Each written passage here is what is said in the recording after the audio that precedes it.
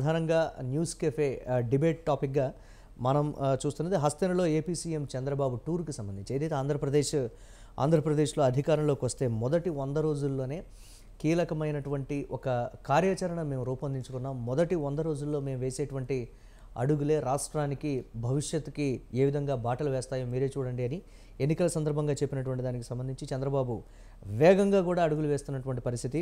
కేంద్ర మంత్రులను కలిసి బడ్జెట్లో ప్రతిపాదనలు కావచ్చు, రాష్ట్రానికి రావాల్సినటువంటి నిధులు కావచ్చు, రోడ్ల విషయంలో, పరిశ్రమల విషయంలో, ఇతరత్ర వాటన్నిటికి సంబంధించి కీలకంగా జాతీయ స్థాయి నేతలతో కూడా వారు మాట్లాడేటువంటి పరిస్థితి. ఇదే అంశానికి సంబంధించి ఇవాళ న్యూస్ కెఫే డిబేట్ టాపిక్. అలాగే మనతో డిబేట్లో పార్టిసిపేట్ చేస్తున్నారు టీడీపీ రాష్ట్ర సీనియర్ నాయకులు సయ్యద్ రఫీ గారు, అలాగే దుద్దుకుంట వెంకటేశ్వర రెడ్డి గారు, బీజేపీ రాష్ట్ర సీనియర్ నాయకులు, వారు కూడా లైవ్లో సిద్ధంగా ఉన్నారు.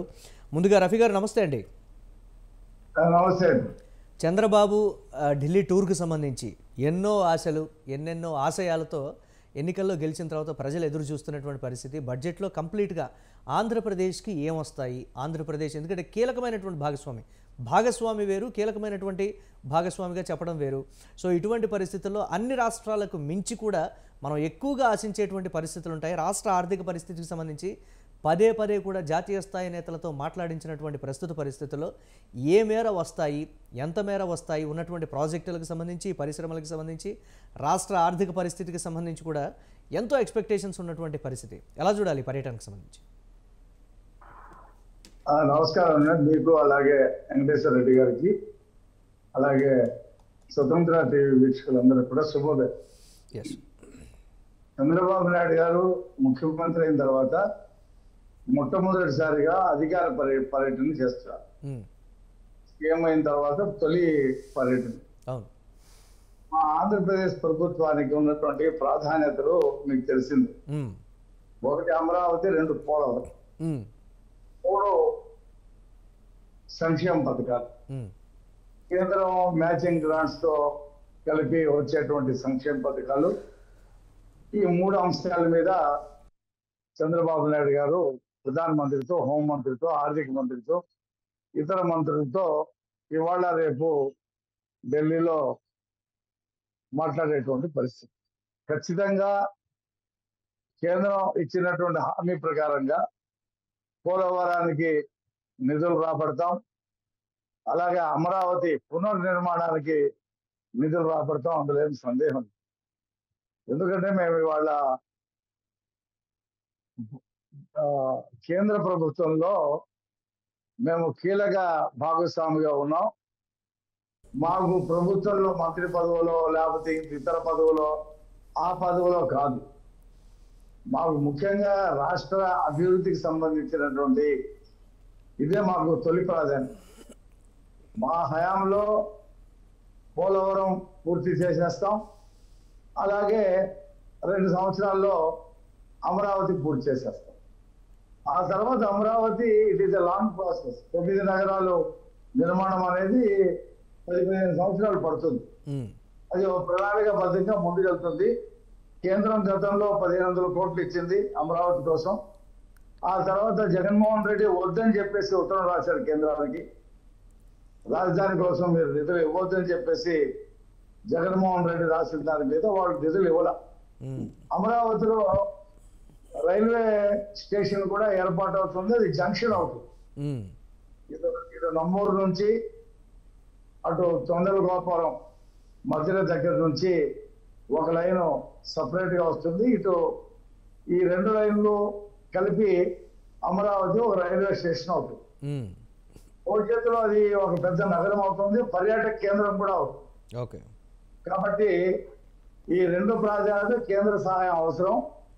నిన్ననే చంద్రబాబు నాయుడు గారు అమరావతి మీద పవర్ పాయింట్ ప్రెజెంటేషన్ ఇచ్చారు. అంతకుముందు పోలవరం మీద కూడా ఇచ్చారు. పోలవరానికి సంబంధించి విదేశీ నిపుణులు కూడా 4 రోజుల పాటు పోలవరం గోదావరి నదిని పరిశీలించడం జరిగింది. ప్రాజెక్టు నిర్మాణాలు కూడా పరిశీలించి 2 వారాల్లో తగిన సూచన మొత్తంగా ఏమేమి చేయాలనే దాని మీద వాళ్ళు సూచనలు చేస్తామని చెప్పేసి అన్నారు.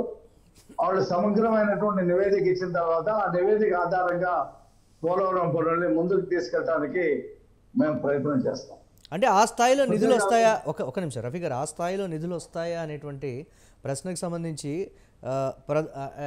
వైఎస్ఆర్సీపీ చేస్తున్నటువంటి కామెంట్ ఏంటంటే, పింఛన్ల పంపిణీకి సంబంధించి అధికారంలోకి రాగానే ఇమీడియట్గా కూడా 7,000 కోట్ల రూపాయలు అప్పులు చేయాల్సినటువంటి పరిస్థితి ఉంది. దానికి సంబంధించి హామీలన్నీ కూడా నిలబెట్టుకోవాలి. ఇప్పటికిప్పుడే ఇన్ని రకాల అప్పులు చేస్తోందంటే రాబోయే 5 ఏళ్లలో అలవిగాని హామీలు ఇచ్చింది కాబట్టి రాష్ట్ర ఆర్థిక పరిస్థితి ఏ విధంగా ఉంటుందనేటువంటి ఒక ప్రశ్న ఒక పక్క అయితే, ఆ స్థాయిలో ఇప్పుడున్నటువంటి పరిస్థితుల్లో కేంద్రం నుంచి వచ్చేటువంటి గ్రాంట్స్ విషయంలో, లేకపోతే పోలవరానికి సంబంధించి కావచ్చు, రాష్ట్రానికి రావాల్సిన నిధులన్నింటినీ కూడా రాబట్టుకున్నప్పటికీ కూడా ఉన్నటువంటి సంక్షేమ పథకాలకు అన్నిటికీ స్ప్రెడ్ అయ్యేటువంటి ఛాన్సెస్ ఉంటాయి తప్ప చంద్రబాబు డెవలప్మెంట్కి సంబంధించి ఏం కీలక అడుగు వేస్తారనేటువంటి ఒక క్వశ్చన్ కూడా వైఎస్ఆర్సీపీ రేజ్ చేస్తుంది కదా. ఈ కోణాన్ని ఎలా చూడాలి మనం? వైఎస్ఆర్సీపీకి పరిపాలన చేతగాక ఓడిపోయారు, ప్రజలు వాళ్ళని పక్కన పెట్టారు. సిగ్గు లజ్జ లేకుండా కనీసం 6 నెలలైనా సరే ప్రభుత్వానికి అవకాశం ఇవ్వకుండా రెండో రోజు నుంచే వాళ్ళు శాపనార్థాలు పెట్టడం ప్రారంభించారు. ఆ అబద్ధాల సాక్షి పాత్ర ఒకటి టీవీ ఒకటి ఉంది, దాంట్లో ఇష్టం వచ్చినట్టు రాస్తా ఉన్నారు. దానికి కూడా అది లైసెన్స్ స్టేలో కొనసాగుతుంది, దాని సంగతి కూడా చూస్తాం. ఇష్టం వచ్చినట్టు రాతలు రాస్తే ఊరుకునేది లేదు. చంద్రబాబు నాయుడు గారు ఎక్కడంతోనే సంపద సృష్టి అవుతుందా? పోలవరం నిర్మాణం అవ్వాలా, అమరావతి నిర్మాణం అవ్వాలా, ఖచ్చితంగా చేసి చూపిస్తాం. ఆ రోజున వాళ్ళు నోరును మూసుకుంటారు. ఈ రెండు చేసి చూపించిన రోజున, అలాగే మేము ఏదైతే ప్రకటన చేశామో సూపర్ 6 పథకాలు ఏమైతే చెప్పామో ఒక్కొక్కటి అమలు చేస్తున్నప్పుడు వాళ్ళే నోరు మూసుకుంటారు. ఎలాగిస్తారు 7,000 రూపాయలు, 4,000 రూపాయలు పెన్షన్ ఇవ్వలేను నేను అని చెప్పేసి జగన్మోహన్ రెడ్డి, నేను 3,500 ఇస్తాను, 2028-29లో పెంచుకుంటూ పోతానని చెప్పినటువంటి జగన్మోహన్ రెడ్డికి సాక్షికి ఆ వైసీపీకి ఇవాళ మాట లేదు, నోరు పడిపోయింది. మేము 4,000 ఇచ్చి చూపించాం, అరియర్స్ తో పాటు 7,000 ఇచ్చి చూపించాం, 3,000 ఉన్నది 6,000 చేశాం, 5,000 ఉన్నది 15,000 చేశాం, ఒక రోజులో ఇచ్చి చూపించాం. అలాగే ఇది కూడా చేసి చూపిస్తాం. మాట్లాడదాం కేంద్రం నుంచి ఎంత డబ్బు రావాలో అంత డబ్బు తీసుకుంటాం. అంటే దీనికి సంబంధించి రఫీ గారు గతానికి సంబంధించి రఫీ గారు ఒక్క మాట, గతంలో కూడా దీనికి సంబంధించి చంద్రబాబు ఒకంత నిధులు రాబట్టడంలో కావచ్చు, లేకపోతే ప్రశ్నించడంలో కావచ్చు ఫెయిల్ అయ్యారనేటువంటి కొన్ని కామెంట్స్, అంటే 2014 నుంచి 2019 వరకు ఉండేటువంటి రాజకీయ చివరి సంవత్సరంలో చివరి సంవత్సరంలో ఉండేటువంటి నిమిషం రఫీ గారు ప్లీజ్ నన్ను కంప్లీట్ చేయనివ్వాలి ప్లీజ్ రఫీ గారు. మనం వెంకటేశ్వర రెడ్డి గారితో ఒకసారి మాట్లాడదాం, చూద్దాం. 2019 కేంద్రంలో కీలకమైన మా మద్దతు ప్రభుత్వం ఉంది. రఫీ గారు నన్ను కంప్లీట్ చేయనివ్వాలి ప్లీజ్, దయచేసి ప్లీజ్. సో నేను కంక్లూడ్ చేస్తాను. సో దీనికి సంబంధించి 2014 నుంచి 2019 మధ్య ఉన్నటువంటి రాజకీయ పరిస్థితులను అయితే ఉటంకిస్తున్నారు, కానీ అప్పటి పరిస్థితులు ఇప్పుడైతే లేవు. ఖచ్చితంగా కూడా ఎక్కువ స్థాయిలో రాబడుతున్నామని మీరు చెప్తున్నారు, నేను అదే చెప్తున్నాను నేను. రైట్, ఇక బీజేపీ రాష్ట్ర సీనియర్ నాయకులు దుద్దుకుంట వెంకటేశ్వర రెడ్డి గారు ఉన్నారు, వారితో కూడా మాట్లాడదాం. వెంకటేశ్వర రెడ్డి గారు నమస్తే. మురళి గారు నమస్తే. మీకు అదే విధంగా వీక్షకులకు మిత్రుడు రఫీ గారికి నమస్కారం. ఎక్స్పెక్ట్ చేయాలా, మోర్ ఎక్స్పెక్ట్ చేయాలా, లేకపోతే మోర్ దెన్ ఎక్స్పెక్ట్ చేయాలా అనేటువంటి ఒక క్వశ్చన్ మార్క్. రాష్ట్రానికి సంబంధించి కీలకమైనటువంటి ప్రాజెక్టులు కావచ్చు, లేకపోతే డెఫిసిట్లో ఉన్నటువంటి బ్యాలెన్స్ కావచ్చు, లేకపోతే ఇతరత్ర ఆర్థిక పరిస్థితి, వాటన్నిటిని కూడా బేరీజ్ వేసుకుంటే ఎంత మేర ఎక్స్పెక్ట్ చేయొచ్చు? ప్రధాన భాగస్వామి కాబట్టి ఇంకా అన్ని రాష్ట్రాలతో పోలిస్తే డబుల్ వస్తుందా అనేటువంటి ఒక క్వశ్చన్ మార్క్. ఎలా చూడాలి దీన్ని? మురళి గారు, మీరు మంచి చర్చను పెట్టారు. భారతీయ జనతా పార్టీ నేతృత్వంలోని ఎన్డీఏ ప్రభుత్వం కేంద్రంలో, రాష్ట్రంలో మా మిత్రపక్షం తెలుగుదేశం, జనసేన. అసలు మురళి గారు, మనం ఈ చర్చలో కొన్ని విషయాలు మనం మాట్లాడుకోవాలి. అసలు ఆంధ్రప్రదేశ్ లో ఎన్డీఏకు నరేంద్ర మోడీ గారి నాయకత్వానికి ఓట్లు వేసినారంటేనే ప్రజల ఎక్స్పెక్టేషన్స్ ఎక్కువగా ఉన్నాయని మనం అర్థం చేసుకోవాలి. ఒకటి. తర్వాత మేము ఒక 2-3 రకాలుగా పరిపాలనలో ముందుకు వెళ్ళవలసిన పరిస్థితి. ఒకటి వచ్చేసి జగన్మోహన్ రెడ్డి గారు గడిచిన 5 సంవత్సరాల్లో వారు తిరస్కరణకి ఎందుకు గురయ్యారంటే అభివృద్ధి, సంక్షేమం పట్ల వారికి సరైన పరిపాలన ముందుకు సాగలేదని ప్రజలు వారిని తిరస్కరించారు. వాటిని సరిచేయవలసిన పరిస్థితి మా మీద ఉంది. ఇంకా రెండు వచ్చేసి మా ప్రాధాన్యత అంశాలు సాగునీటి ప్రాజెక్టులు, తర్వాత రాజధాని అభివృద్ధి చేయటము, అదే విధంగా వచ్చేసి మౌలిక వసతుల నిర్మాణం. ఇవి మీరు నిధులు అంటున్నారు, ఏమంటున్నారంటే ఎక్స్పెక్టేషన్ ఎక్కువ వస్తుందని. ఖచ్చితంగా ప్రజలకు ఎక్స్పెక్టేషన్స్ నరేంద్ర మోడీ గారి ప్రభుత్వం పట్ల, ఇక్కడ ఉన్నటువంటి మా రాష్ట్ర ప్రభుత్వం పట్ల ఉంది. ఎందుకంటే మేము డబుల్ ఇంజన్ సర్కార్ కాబట్టి నిధులు ఎక్కువ వస్తాయనేది ఆశ. దానికి అనుగుణంగా భారతీయ జనతా పార్టీ ప్రభుత్వం స్పందిస్తుంది. అందుకు అనుగుణంగా నిధులు ఇవ్వటానికి కూడా ఈ రోజు సిద్ధంగా ఉంది. అయితే గతంలో నిధులు ఇవ్వలేదా అని ఒకవేళ ఎవరైనా ప్రశ్నిస్తే, గతంలో నిధులు ఇస్తామని చెప్పినప్పటికీ కూడా స్థానిక రాష్ట్ర ప్రభుత్వం, వైఎస్ఆర్ కాంగ్రెస్ పార్టీ ప్రభుత్వం సరైనగా మాకు వద్దని చెప్పిన పరిస్థితి. కొన్ని మ్యాచింగ్ గ్రాంట్ ఇప్పుడు ఇస్తున్నా కూడా మాకు వద్దని ఆ పథకాలు చెప్పిన పరిస్థితి. కాబట్టి మాకు ముందున్న లక్ష్యం అయితే ఇప్పుడు వచ్చేసి మౌలిక వసతులు, రోడ్ల నిర్మాణం సరిగా లేదు, రోడ్లన్నింటినీ కూడా మొత్తం పాడైపోయాయి వర్షాకాలంలో కూడా. కాబట్టి ముఖ్యమంత్రి గారు కూడా దాని మీద దృష్టి పెట్టారు. కేంద్ర ప్రభుత్వం కూడా ప్రధానమంత్రి గ్రామ సడక్ యోజన అయితేనేమి, మిగతా రకరకాల డిపార్ట్మెంట్లు. మురళి గారు మీకు మధ్యలో ఇంకొక విషయం కూడా చెప్తారు. ఆ నిధులు కేంద్ర ప్రభుత్వం నుంచి ఎట్లా వస్తాయంటే, ఇప్పుడు కల్లోలిత ప్రాంతాలన్నీ కొన్ని ఉంటాయి. ఇప్పుడు ఉదాహరణకు అరకు లోయ ఆ ప్రాంతంలో, మన్యం ప్రాంతంలో ఈ తీవ్రవాదులు, మావోయిస్టు తీవ్రవాదులు ఎక్కువగా ఉంటారు. వాటిని కూడా మనం ఐడెంటిఫై చేసినట్లయితే ప్రత్యేక నిధులు వస్తాయి ఆయా ప్రాంతాలకు. కాబట్టి పరిపాలన చేస్తున్నప్పుడు మనం సమగ్రంగా ఆ ప్రాంతం మీద దృష్టి పెట్టి, ఏ ప్రాంతంతో ఏ పేరు మీద ఏ ఇబ్బందులు ప్రజలు పడుతున్నారని వాటిని కేంద్ర ప్రభుత్వానికి సరైనగా అధికారులకు వివరించగలిగినట్లయితే ఖచ్చితంగా దాని ద్వారా కూడా నిధులు వస్తాయి. ఈ రోజు అవి కాకోకుండా కూడా మీకు ఈ రోజు చూడండి, ప్రధానమంత్రి గరీబ్ కళ్యాణ్ అన్న యోజన ఉచితంగా బియ్యం పంపిణీ చేస్తున్నాం. ఆ బియ్యం పంపిణీ చేస్తున్న దాంతో పాటు ఈ రోజు ఉపాధి హామీ పథకం ఉంది కదండి. ఉపాధి హామీ పథకంలో మెటీరియల్స్ కాంపౌండ్ ఉంటుంది. ఉదాహరణకు ఒక గ్రామంలో 100 మంది ఒక రోజు పని చేసినట్లయితే అందులో 40%, మురళి గారు, 40% మెటీరియల్ కాంపౌండ్ కింద ఏదైనా స్థానికంగా సిమెంట్ రోడ్డు వేసుకోవడం కానీ, బిల్డింగ్ కట్టించుకోవడం కానీ, కమ్యూనిటీ హాల్ నిర్మించుకోవటానికి కానీ నిధులు వచ్చే పరిస్థితి. కాబట్టి ఇది వరకు రాష్ట్ర ప్రభుత్వం ఏం చేసింది, ఉత్తరప్రదేశ్ లాంటి 24 కోట్లు ఉన్నటువంటి జనాభాకి ఇచ్చే నిధుల కాడికి ఆంధ్రప్రదేశ్ లో 5 కోట్లకు పైబడి ఉన్న జనాభాకు ఇస్తున్న నిధులు ఇచ్చినప్పటికీ కూడా అంత ఉపాధి హామీ పథకాన్ని సరిగా నిర్వహించలేక నిధులు సరిగా ఉపయోగించుకోలేని పరిస్థితి.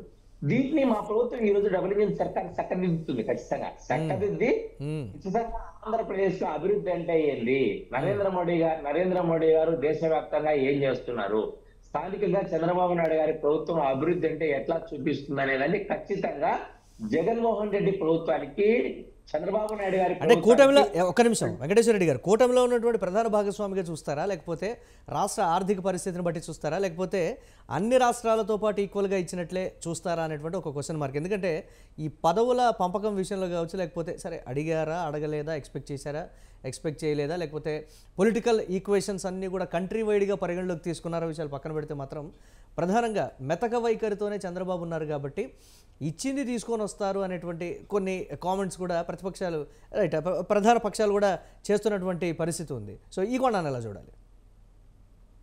ఇక్కడ చూడండి మురళి గారు, చంద్రబాబు నాయుడు గారు అనుభవం ఉన్నటువంటి వారు ముఖ్యమంత్రి గారు.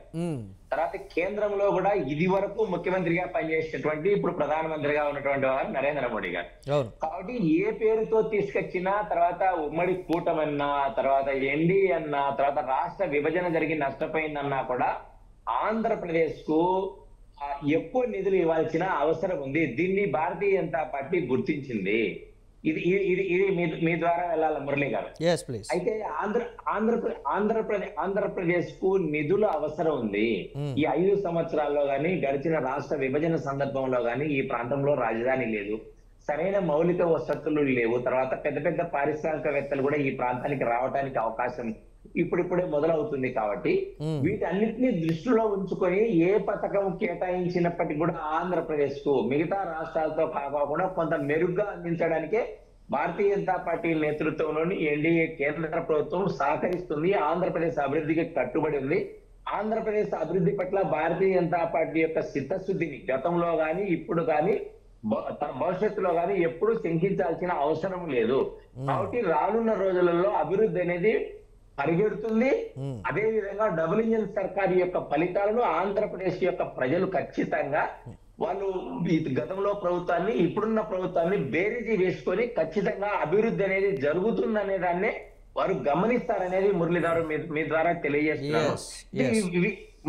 మురళి గారు, ఇంకొక విషయం కూడా, ఆంధ్రప్రదేశ్ కు కావాల్సింది అభివృద్ధి. అధికారం అనేది మంత్రులు ఎక్కువ మంది ఉన్నారా, తక్కువ మంది ఉన్నారా, సహాయ శాఖ ఇస్తారా, ఇంకొక శాఖ ఇచ్చారా అనేది కాదు ఇక్కడ. ఆంధ్రప్రదేశ్ వెంకటేశ్వర రెడ్డి గారు, ఎస్, అదే చెప్తున్నాను నేను. అంటే పొలిటికల్ అడ్వాంటేజ్ అనేది ఫైనాన్షియల్ అడ్వాంటేజ్ కింద స్టేట్స్ కన్వే చేసుకునే సిచ్యువేషన్స్, కానీ దాన్ని డిమాండ్ అంటారా, లేకపోతే కమాండ్ అంటారా, లేకపోతే ఇంకొకటి పేరు ఏదైనా కానీ పొలిటికల్ అడ్వాంటేజ్ని ఫైనాన్షియల్ అడ్వాంటేజ్ కింద కన్వర్ట్ చేసుకోవడంలో సక్సెస్ అయ్యేటువంటి పొలిటీషియన్సే ఈరోజు సక్సెస్ఫుల్ పొలిటీషియన్స్గా కూడా కంట్రీ చూస్తున్నటువంటి సిచ్యువేషన్ ఉంది. అది ఏ పార్టీయా, ప్రాంతీయ పార్టీయా, జాతీయ పార్టీలు అనే విషయం పక్కన పెడితే ఆ కోణంలోనే నేను మాట్లాడాను. ఫైనల్గా స్టేట్కి సంబంధించి ఫైనాన్షియల్ అడ్వాంటేజెస్, ఫైనాన్షియల్ బెనిఫిట్స్ మాత్రమే ఇంపార్టెంట్. పొలిటికల్ అన్నీ కూడా అయిపోయాయి, ఎలక్షన్స్ అయిపోయి ఇప్పుడు ఆ కోణంలో చూసేటువంటి పరిస్థితులు లేవు కాబట్టి దానికి సంబంధించి మాట్లాడాను. రైట్, ఎస్ రఫీ గారు, ఇప్పుడు ఉన్నటువంటి పొలిటికల్ అడ్వాంటేజ్ సిచ్యువేషన్స్లో డెఫినెట్గా ఫైనాన్షియల్గా మనం డిమాండ్ చేయడం కాదు, కమాండ్ చేసి తీసుకోవాలి అనేటువంటి ఒక కోణానికి సంబంధించి ఈ నేపథ్యంలో అడగటం కాదు, మనం చెప్పడం కాదు, అడగటం కాదు, కమాండ్ చేసి మనకు రావాల్సింది కాకుండా ఎక్కువగా కూడా తీసుకునేటువంటి సిచ్యువేషన్స్ ఉన్నాయి. ఆ దిశగా ఏ ప్రతిపాదనలు ముందు పెట్టబోతున్నారు అనేటువంటి ఒక ప్రశ్న, దాన్ని ఎలా చూడాలి? ఇప్పుడు చాలా పత్రికలు మీడియా చెప్పారు, కేంద్రంలో తెలుగుదేశం పార్టీకి 2 కేంద్ర మంత్రి పదవులు, 3 సహాయ మంత్రి పదవులు ఇస్తున్నారు అని చెప్పేసి రాశారు. వాస్తవానికి మేమే మంత్రి పదవుల మీద పెద్దగేమి పట్టుబట్టలేదు. ఒక క్యాబినెట్ మినిస్టర్, ఒక సహాయ మంత్రి ఇస్తామన్నారు, తీసుకోండి. మాకు అవి ముఖ్యం కాదు, అది మాకు ప్రాధాన్యత కాదు. అసలు మాకు ప్రాధాన్యత మా రాష్ట్రానికి సంబంధించినటువంటి రావాల్సిన నిధులే మాకు ప్రాధాన్యత. అదే చెప్పాం మోడీ గారికి కానీ, అమిత్ షా గారికి కానీ. అదే ఎన్నికల ముందు అదే చెప్పాం, ఎన్నికలు గెలిచిన తర్వాత ప్రభుత్వం ఏర్పడుతున్నటువంటి సందర్భంలో కూడా అదే చెప్పాం. మేము దాని మీదే పనిచేస్తాం, అలాగే దాన్ని సాధించుకుంటాం. మాకు ఆంధ్రప్రదేశ్ అభివృద్ధి, ముఖ్యంగా అమరావతి క్యాపిటల్ సిటీకి కేంద్రం డబ్బులు ఇవ్వాల్సిందే. జగన్మోహన్ రెడ్డి వద్దన్నాడు డబ్బులు, అతను 3 రాజధానులు అని చెప్పి ఊరేగాడు. ఒక్క రాజధాని కూడా అతను కట్టలేకపోయాడు. అతను విఫలమైనటువంటి ముఖ్యమంత్రి. చంద్రబాబు నాయుడు గారు ఇవాళ అమరావతి పవర్ పాయింట్ ప్రెజెంటేషన్ చేశారు. అది అంతకుముందు పోలవరం పవర్ పాయింట్ ప్రెజెంటేషన్ చేశారు. అంతకుముందు అమిత్ షా గారు ఆంధ్రప్రదేశ్ పర్యటనకు వచ్చినప్పుడు పోలవరం 2 సంవత్సరాల్లో కట్టి చూపిస్తామని చెప్పేసి ఆయన మాట్లాడారు. అలాగే రాష్ట్రానికి సంబంధించినటువంటి అభివృద్ధి విషయంలో మేము పూర్తి సహకారం అందిస్తామని చెప్పేసి ప్రధానమంత్రి నరేంద్ర మోడీ గారు మాట్లాడారు. ఈ 2 పవర్ పాయింట్ ప్రెజెంటేషన్స్, దాని వివరాలు ప్రధానమంత్రికి చంద్రబాబు నాయుడు గారు ఇవాళ చూపించబోతున్నారు. 10-15 నిమిషాలకి ఆయన వాళ్ళిద్దరు కలుస్తున్నారు. కలిసి అమరావతిలో ఇతను ఎలా విధ్వంసం చేశాడో, ఎంత నష్టం జరిగింది, ఇక్కడ ఉండేటువంటి యువతకి ఎంత నష్టం జరిగింది, రాష్ట్రానికి రావాల్సినటువంటి పెట్టుబడుల మీద ఎంత నష్టం జరిగింది, అలాగే సంపద ఎంత నష్టపోయామో అవన్నీ కూడా చూపిస్తున్నారు. అలాగే పోలవరానికి సంబంధించినటువంటి ప్రగతి, ఏదైతే విదేశీ నిపుణులు తీసుకొచ్చి చూపించామో అది ఏం చేస్తున్నామో చెప్తారు. ఖచ్చితంగా ఇప్పుడు పోలవరం అనేది జాతీయ ప్రాజెక్టు, అది కేంద్ర ప్రభుత్వం మంజూరు చేసిన ప్రాజెక్టు. దాని ఎగ్జిక్యూషన్ స్టేట్ గవర్నమెంట్ సంబంధించి, అది R&R ప్యాకేజ్ తో పాటు పూర్తిగా నిధులు ఇవ్వాల్సిన బాధ్యత కేంద్రానికి. అది విభజన చట్టంలో ఉన్నటువంటి అంశం, దాని నుండి పక్కకెళ్ళడానికి లేదు కేంద్రం. కాబట్టి ఖచ్చితంగా దానికి పూర్తి చివరి పని వరకు పూర్తిగా కేంద్ర ప్రభుత్వం నిధులిస్తుంది, రాష్ట్ర ప్రభుత్వం పెట్టుబడి పెడుతుంది, రాబట్టుకుంటాం. మా హయాంలో 13,000 కోట్ల రూపాయల పనులు చేసి కేంద్రం నుంచి రాబట్టుకున్నాం. ఇతని హయాంలో ఇతను ఏం 3,000 కోట్లు కూడా వర్క్ చేయలేదు, అతనికి చేతగా లేదు అతను పనిచేయటం. ఇప్పుడు అమరావతి, అది ఖచ్చితంగా కేంద్ర ప్రభుత్వం రాష్ట్ర ప్రభుత్వానికి క్యాపిటల్ కోసం ఇవ్వాల్సినటువంటి నిధులు ఇవ్వాల్సిందే. ఇప్పటికే 18,000 కోట్లు ఇచ్చారు, ఇంకా ఫర్దర్ ఎంత ఇవ్వాలో అంత ఉంది. తర్వాత వెనుకబడిన జిల్లాలు అటు శ్రీకాకుళం కానీ విజయనగరం కానీ విశాఖపట్నం అంటే కానీ, రఫీ గారు ఇటు కంపేర్ పక్కన చేస్తే ఒక్క నిమిషం కంపేర్ చేస్తే ఇతర స్టేట్స్తో పోల్చుకుంటే సో ఈజ్ ఆఫ్ డూయింగ్లో కావచ్చు ఇతరత్ర కావచ్చు ఉన్నటువంటి ఆర్థిక వనరుల విషయంలో కావచ్చు ఒకంత మెరుగ్గానే ఉన్నప్పటికీ కూడా 11 లక్షల కోట్ల రూపాయలు అప్పులు అయ్యాయి, 11 లక్షల కోట్లు అప్పులు అయ్యాయని ప్రతి సభలో ఎన్నికలకు సంబంధించి ప్రతి సభలో ప్రసంగించినటువంటి తీరుకు సంబంధించి యువత స్పందించి రాష్ట్ర ప్రజలు ఇచ్చినటువంటి మ్యాండేట్ వైఎస్ఆర్సీపీ కన్నా కూడా ఎక్కువ మ్యాండేట్ టీడీపీ కూటమికి అందించినటువంటి పరిస్థితుల్లో ఎక్స్పెక్టేషన్స్ కూడా దానికి మించే ఉన్నటువంటి సిచ్యువేషన్స్ అయితే ఉన్నాయి. చూద్దాం దానికి అంచనాలకు తగ్గట్లుగా ఇస్తారా, లేకపోతే ప్రస్తుతం ఉన్నటువంటి దాంతో సరిపెట్టుకోమంటారా, లేకపోతే వచ్చే సంవత్సరం చూద్దాం అనేటువంటి మాట కేంద్ర ప్రభుత్వం చెప్తుందా? మాట్లాడదాం వెంకటేశ్వర రెడ్డి గారితో. రవి గారు ఒక నిమిషం సమయాభం మాట్లాడదాం ఒక్కసారి ప్లీజ్. ఎందుకంటారు ఆ 2 ప్రాజెక్టులు అమరావతి పోలవరం కేంద్ర ప్రభుత్వం బాధ్యత కదా. ఎస్ రఫీ గారు ఉన్నటువంటి సిచ్యువేషన్లో 4 సీజన్ల సమయం పడుతుంది అని అధికారులు చెప్పారు అని చంద్రబాబు ఒక్క నిమిషం రఫీ గారు ప్లీజ్ నన్ను కంక్లూడ్ చేయనివ్వాలి, నన్ను అడగనివ్వాలి, నన్ను కంప్లీట్గా మాట్లాడనివ్వాలి. నేను చెప్పేది కంప్లీట్గా మాట్లాడిన తర్వాత మీరు మాట్లాడండి. ఒక్క నిమిషం రఫీ గారు ప్లీజ్. నేను అలా అనట్లేదు, నన్ను కంప్లీట్గా మాట్లాడనివ్వండి అంటున్నా. పోలవరానికి సంబంధించి 4 సీజన్లు పడతాయని చంద్రబాబు చెప్పినటువంటి నేపథ్యంలో ఆ సీజన్ల వారీగా విడతల వారీగా ఇస్తారా, లేకపోతే రాష్ట్రంలో ఉన్నటువంటి ఇతర ప్రాధాన్యాలు కూడా ఉన్నాయి, ఈ రోడ్లు కావచ్చు లేకపోతే నదుల అనుసంధానం కావచ్చు ఇతరత్ర రావాల్సినటువంటి వాటన్నిటికి సంబంధించి కూడా కంప్లీట్గా రాబడుతుందా, ఇమీడియట్గా కూడా మేజర్ వాటా తీసుకుంటుందా అనే దానికి సంబంధించి కూడా నేను మాట్లాడతాను. నేను ఎక్కడ ఇతరత్ర మిమ్మల్ని మాట్లాడనివ్వకపోవడం కానీ లేకపోతే క్రాస్ టాక్ చేయడం కానీ అదేం చేయట్లేదు.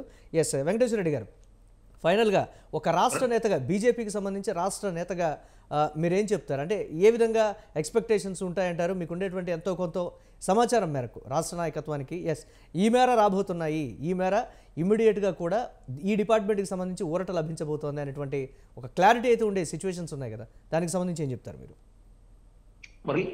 మురళి గారు 2014 నుంచి కేంద్రంలో అది భారతీయ జనతా పార్టీ నేతృత్వంలో నరేంద్ర మోడీ గారి నేతృత్వంలో కేంద్రంలో ప్రభుత్వం ఉన్నప్పటి నుంచి కేంద్రము రాష్ట్రాలకు ఒక సూచన చేస్తుంది. ఎందుకంటే ఫైనాన్షియల్ డిసిప్లిన్ ఉండాలి, తర్వాత ముఖ్యమైన రంగాలు ఉన్నాయి చూడండి, ఆ నీటిపారుదల రంగం అయితేనేమి, తర్వాత ఎలక్ట్రిసిటీ, విద్య, వైద్యము ఇటువంటి అన్నిటితో రాష్ట్ర ప్రభుత్వాలతో కలిసి పనిచేస్తున్న సందర్భం. కాబట్టి ఆంధ్రప్రదేశ్ లో కొన్ని రంగాల్లో అయితే కొన్ని రంగాల్లో ఉదాహరణకు మనం ఎలక్ట్రిసిటీ తీసుకుంటే ఎలక్ట్రిసిటీలో ఈ రోజు 30,000 కోట్ల రూపాయలు జగన్మోహన్ రెడ్డి గారు రాష్ట్ర ప్రభుత్వం నుంచి డిస్కమ్స్ లకు ఇవ్వాల్సింది. అదేవిధంగా 90,000 కోట్ల అప్పుడు తర్వాత 60,000 కోట్ల రూపాయల నష్టాలలో ఉన్నాయి. వీటన్నిటిని కూడా మనం ప్రజలు పైసా కడుతున్నటువంటి ట్యాక్సులతో తెచ్చిన అప్పులు గాని, నష్టాలు గాని, ఉద్యోగుల జీతాలు గాని, ఇప్పటికి కూడా అంత అప్పుల్లో కూరుకుపోయిన సంస్థలన్నింటినీ కూడా ముందే హెచ్చరించింది కేంద్ర ప్రభుత్వం కూడా. మీరు డిస్కమ్లను సరిగా చూసుకోండి, 90,000 కోట్ల రూపాయల అప్పులు తీసుకురావడానికి కూడా మీకు పనికొస్తుంది. ఇందులో ఇంటర్నల్ గా కూడా సంస్కరణలు తీసుకురండి. ఎక్కడైతే థెఫ్ట్ జరుగుతుందో విద్యుత్తులో గానీ, తర్వాత పవర్ పర్చేస్ అగ్రిమెంట్ లో గానీ, విద్యుత్ కొనుగోళ్లలో గానీ, ఆ తర్వాత ఈ బొగ్గులో గానీ, వీటన్నింటిలో కూడా సంస్కరణలు తీసుకురావడానికి ప్రయత్నం చేసింది. అయితే రాష్ట్ర ప్రభుత్వం గడిచిన 5 సంవత్సరాల్లో వాటికి సంబంధించినట్టు పట్టించుకోకుండా తనకు చెందినటువంటి ఎన్నికల హామీలను ఇచ్చుకుంటూ ఒక సైడ్ ఇచ్చుకుంటూ వెళ్తుంది తప్ప ఈ రాష్ట్ర పరిస్థితిని పట్టించుకున్న పాపాన పోలేదు. కాబట్టి ఈ రోజు మా దగ్గర ఉన్నటువంటి పరిస్థితి ఏంది, కేంద్రం హితోధికంగా ఆంధ్రప్రదేశ్ కు సహాయపడినప్పుడు మాత్రమే ఆంధ్రప్రదేశ్ అభివృద్ధి జరుగుతుంది, ఇక్కడ ఉన్నటువంటి సంస్థలు కూడా ముందుకు వెళ్ళడానికి ప్రయత్నం జరుగుతుంది.